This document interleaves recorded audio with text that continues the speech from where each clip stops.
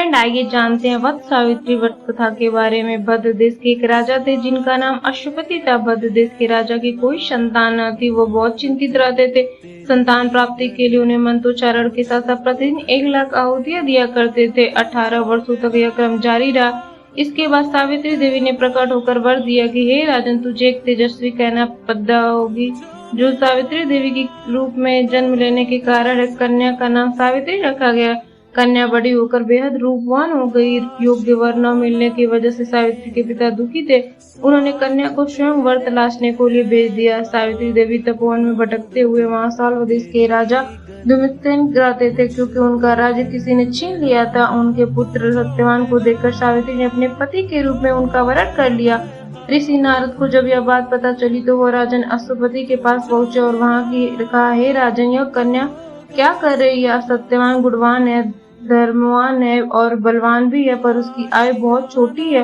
वह अल्प आयु है। 1 वर्ष के बाद ही उसकी मृत्यु हो जाएगी। ऋषिराज नारद की बात सुनकर अश्वपति घोर चिंता में डूब गए। सावित्री ने उनसे कारण पूछा तो बताया कि तुमने जिसको चुना है उसका अल्प आयु बहुत कम है, तुम्हें किसी और को चुनना चाहिए। इस पर सावित्री ने कहा कि पिताजी, आर्य कन्याएं अपने पति का एक बार ही वरण करती हैं, राजा एक बार ही आज्ञा देता है और पंडित एक बार ही प्रतिज्ञा लेते हैं और कन्यादान भी एक बार किया जाता है। सावित्री के हट करने के बाद राजा मान गए।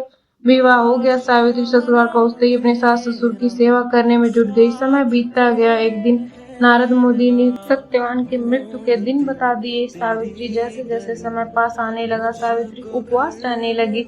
एक दिन सत्यवान लकड़ी काटने के लिए जंगल में गए। उनके साथ सावित्री भी उनके साथ साथ गई। लकड़ी काटने जैसे सत्यवान पेड़ पर चढ़े, उनके सिर में बहुत तेज दर्द हुआ और वो नीचे गिर गए। अब सत्यवान के सिर को गोद में रखकर सावित्री सत्यवान का सिर सहलाने लगी। तभी यमराज आए और अपने साथ सत्यवान को ले जाने लगे। सावित्री भी पीछे पीछे आने लगी। यमराज ने समझाया, आप ये नहीं कर सकती हैं, किंतु वह नहीं मानी। तब यमराज ने बोला, अच्छा, आप कोई 3 वर मांगो। सावित्री तुरंत बोली, मेरे सास ससुर अंधे हैं, आप कृपा करके दिव्य ज्योति उन्हें प्रदान कर दे।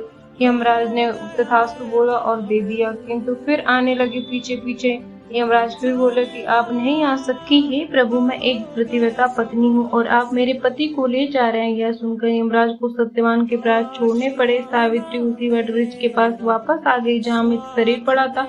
सत्यवान जीवित हो गए थे और दोनों खुशी खुशी अपने राज्य चले गए। देखे तो सब राज्यपाट मिल चुका था। इस प्रकार सावित्री सत्यवान चिरकाल तक राज्य सुख भोगते रहे। प्रतिव्रता सावित्री के अनुरूप ही प्रथा अपने सास ससुर का उचित पूजन करने के साथ साथ अन्य विधियों का प्रारंभ